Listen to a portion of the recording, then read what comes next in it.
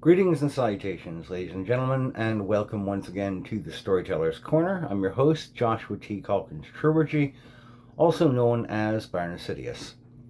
And for today's Storyteller's Perspective, I am going to be reading off of the piece that I wrote up yesterday. I had the opportunity, I had the time, and wrote up this observational essay or piece that I will ultimately be sharing out as well to my Substack, but for the purposes of doing this video, I'm going to be reading off of it, doing one or two minor adjustments, as I'm doing right now, alterations in order to compensate for the fact that I'm presenting this in video format instead of just print or text post.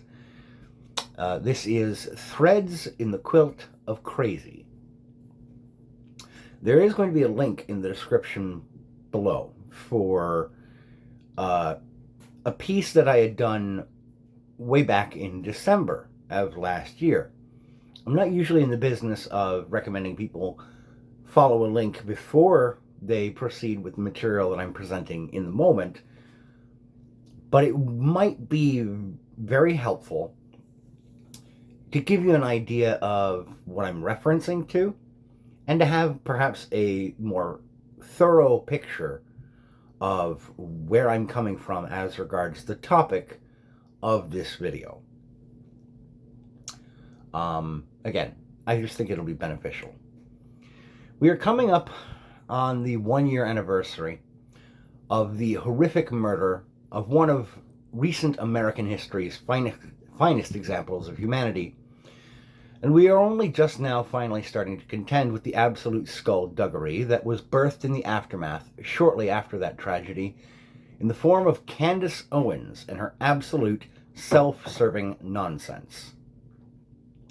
Before I proceed, I'd like to take the opportunity to give an enormous thanks to Andrew Wilson and his colleagues over at the Crucible, who have taken on the essential work of calling to task the highly monetizable conspiracy wackadoo horseshit that Crazy Candy and her army of wine-guzzling sycophants have been spewing into every available stretch of digital space online.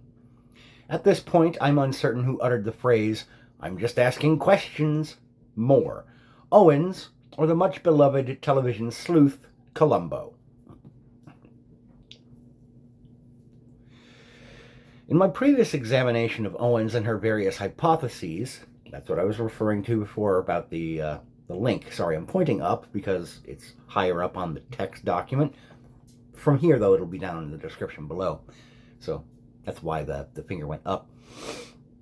But at that time, I posited that there were 3 likely explanations for why she was engaging in such crackpot lore building. At the time, I wasn't sure which of those 3 possibilities I held to as the most likely. Now, a little over half a year since I wrote that piece, I suspect elements of all 3 possibilities are at play with her, with a dash of she has nothing else to latch onto right now on the side. With any luck, the Candace cult of clowns will be thoroughly dismantled in the next couple of months by the folks over at the Crucible and TPUSA, and we can all have a strolling past the graveyard whistle and laugh about the utter foolishness of this self-inflicted injury that the socio-political right has suffered from over the course of nearly the last calendar year. Looking over some of the nonsense, though, I find myself repeatedly coming back to a few questions. While I'm merely spitballing with some possible answers, I'd like to do so in a bit more of a formal and public fashion, and I invite you to consider these observations as well, and give your feedback. After all, it's always helpful to get some different perspectives and to ask people smarter than myself, which is a lot of humanity, what they might think.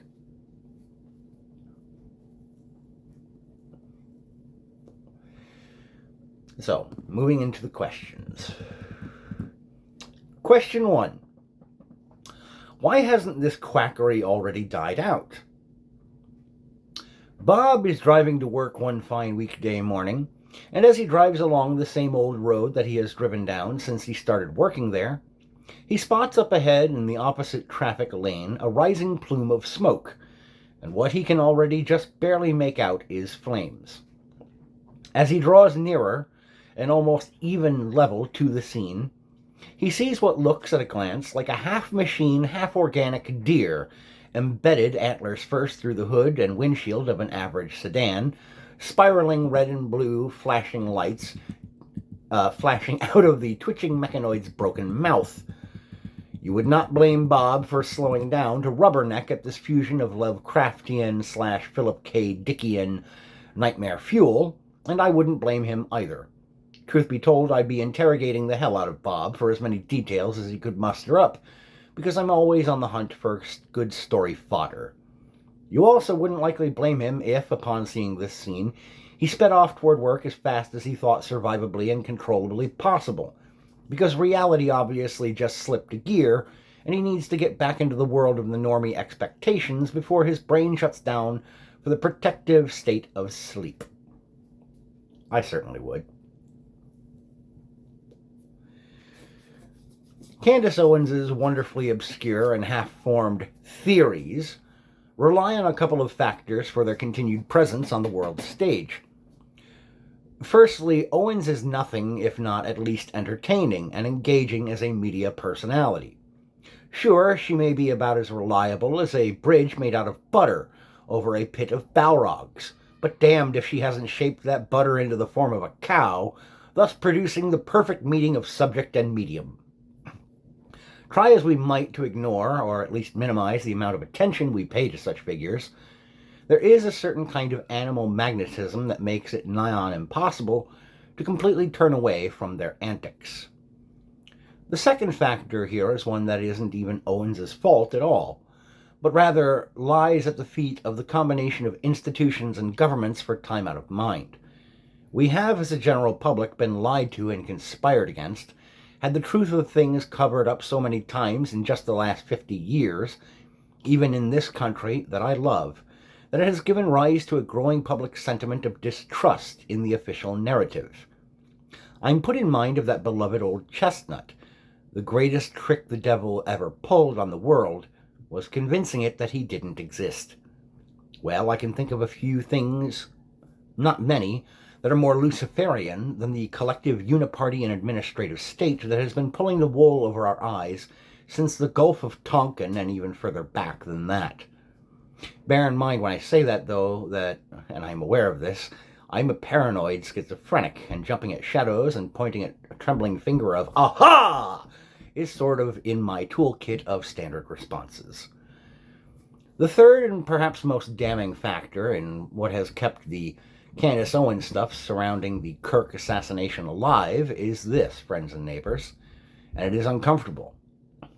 There are people, both individuals and groups, known and unknown, who want this aimless confusion to continue because it's good for business, for clicks, for coverage, for ratings. Between the podcast distribution outlets, YouTube, Rumble, X, you name the distributor in question, there are none of them who wants to lose out on the potential financial benefits of airing entertaining crazy, particularly if it is low-risk crazy. Now, I can already hear the hypothetical, well, actually, Reddit-brained nasal voice of the internet writ large pointing out that there could be a risk of a lawsuit aimed at Crazy Candy and her clueless Kirk conspiracy crusaders, and I'm going to use that as a perfect segue into the second question that I've been noodling around in the rundown apartment of my skull. Question 2. Aren't Owens and her cohorts risking a lawsuit here? The short answer to this inquiry is probably not. I can't say with any absolute certainty, since I'm about as far from being a legal expert as I am from winning a Mr. Universe competition. But I'm going to explain why I think the answer is no with a more long-winded exploration in layman's terms and within the boundaries of my own understanding of these things. Firstly, the idea has been floated by numerous folks both online and offline that Candace and her pals in this arena are risking being sued by Erica Kirk and or Turning Point USA for defamation or libel, in the event that she wrote this stuff down, even in the form of a blog post. Likewise, there have been questions about whether or not the government of Israel might seek to sanction her or press a suit of some sort, since she's tossed some inferred accusations that way as well, or maybe the Egyptian government, and who knows who else, since her approach since the beginning has been pretty scattershot. The hurdle that comes in here is inferred or implied, which does a whole lot of heavy lifting in the legal area of this situation. If you pay close attention to what exactly comes out of Candace Owens' mouth about the Charlie Kirk murder and the events surrounding it and everyone associated with it, she is very careful to invoke the whole "I'm just asking questions" tactic. The "isn't it curious that" insert tangentially connected observation here, thus allowing the audience to fill in the gaps. In horror story construction, this is a well relied upon and powerful technique, one which works as beautifully as it does because it relies on the most potent type of fear, being fear of the unknown. I can deploy the inference tactic right now in a way that she likely wouldn't find very amusing or flattering. Candace Owens has yet to issue a firm and actionable fact statement regarding the murder of Charlie Kirk from between her full, possibly filler-injected lips. It's not quite so fun or flattering to be on the receiving end of that kind of chicanery, is it? But who am I kidding? The odds of this piece being seen by her are right next door to zero. Yet, even if by some miracle it did end up in front of her, there's not a blessed thing that she could do about that line regarding lip filler thanks to the word possibly. That and the fact that it's immediately prior warning that I was literally about to engage in this sort of inference and I'm being facetious. I don't know necessarily that this would hold up in court as firmly as I would like, but again, I'm not a legal expert, just a weirdo with a love of wordplay and narrative construction. And a rare case of having some extra time on my hands to present this and write it up in the first place. Question 3. Couldn't the reputational damage that she's doing to TPUSA cut through the usual defenses of inference or entertainment program? While I would certainly be willing to consider that question at some length and would love to see an actual civil litigation expert explain why it could or couldn't, I honestly would love to see a breakdown on that. Learning is helpful and enjoyable. I personally suspect, though, that the question is moot in the long run. Why? Because Candace Owens isn't Alex Jones, and Charlie Kirk, though he did not deserve in any way, shape, or form what happened to him, wasn't a group of 20 innocent children and 6 staff members at a school. Howl and scream and call me every insulting word in the book, folks. I likely deserve plenty of it. But after you're done shouting yourself hoarse, consider why I point out that comparison.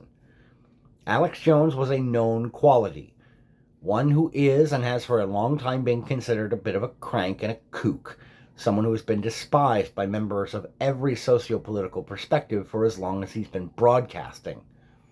The victims of the Sandy Hook event were, for the most part, unsuspecting children and a few staffers at the school. You quite literally would have to do more than your level best even to find a more undeserving and unsuspecting victim of an act of insane violence. Both sides, socio-politically, agree with that last sentiment about the innocence and unsuspecting and undeserved nature of the victims in the Sandy Hook event. But when it comes to Charlie Kirk, well, only one side, sociopolitically, agrees in total that he didn't deserve what happened to him. Even if Erica Kirk and or the TPUSA organization filed suit against Candace Owens or any of her acolytes, there are probably very few, if any, civil court judges or jury pools who would offer enough sympathy toward Charlie as a victim of violence and Erica/TPUSA as victims of slander to even render a guilty verdict against Owens, let alone to award any kind of damages. The whole leftist tactic of there are no bad tactics, only bad victims, or bad targets. That's exactly what they've been relying upon in order to make sure that whack jobs like Candace Owens aren't going to probably face any actual hardcore legal scrutiny, because they don't actually care about what happened to Charlie Kirk.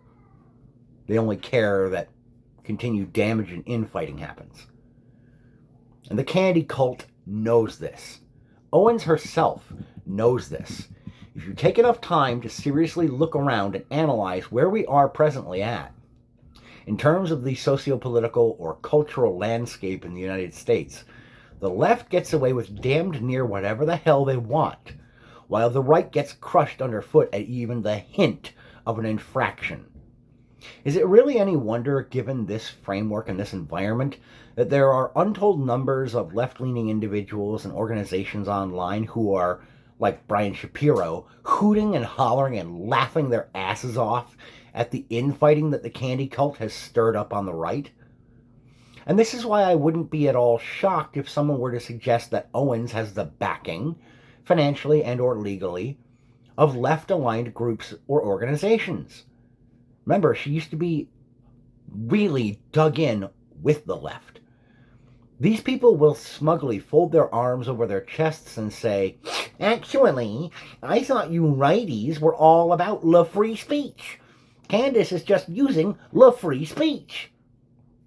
This is just more of the children of Dune tactics from their cohort, the demand of holding their opposition to its own principles in order to try and lever themselves some time and space for advantage.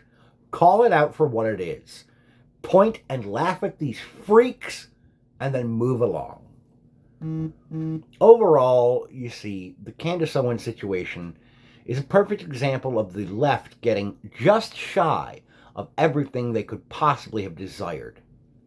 It causes a clusterfuck of infighting, distracts from the fact that one of theirs murdered Charlie Kirk in cold blood, in public.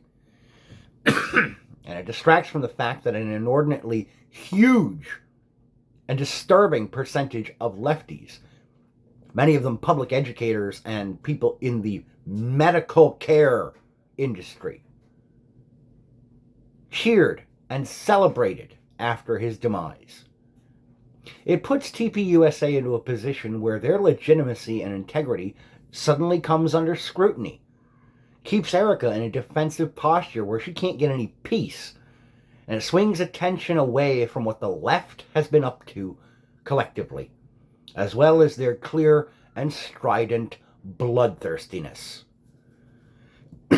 I say it's just shy of everything they wanted, because what they were really hoping for, I imagine, was this: that no suspect tied to them and their ideology would be caught and charged for the slaughter, and that every conservative or right-leaning person, notable or otherwise and obscure, would tuck tail and hide forevermore in fear that they might be next.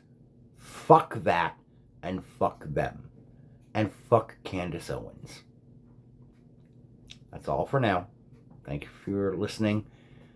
I ask that you take care of yourselves, and as always, ladies and gentlemen, keep reading.